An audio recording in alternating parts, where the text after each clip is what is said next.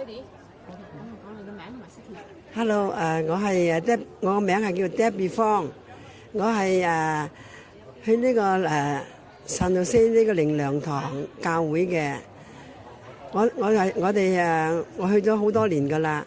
我亦都係從小咧都係去教會嘅。我信主好多年㗎啦。但係咧我都唔知道呢出戲咧，我今次嚟參加睇呢出戲咧個電影咧，我會流淚，我會感動到我流淚啦，所以我做呢個訪問。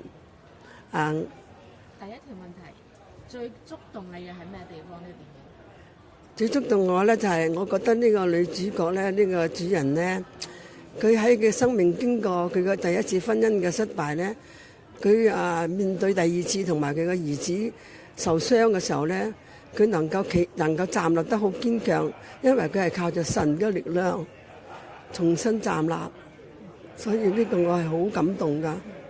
跟住睇完呢個電影之後，你受到嘅啟發係咩咧？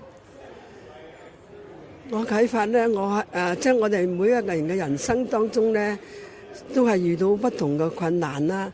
但係咧，佢俾我哋有勇氣去繼續去行前面嘅路。你想同朋友推薦呢套戲，咁你會同佢哋講啲咩？我成日都同人哋講話，我會尤其是呢個女主角講嘅時候咧，佢好中意講話，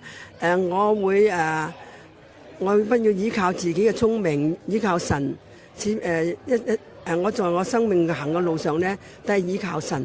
我好記得呢一句聖經嘅話語啦，就係我好中意佢講呢句，好有啟發啦。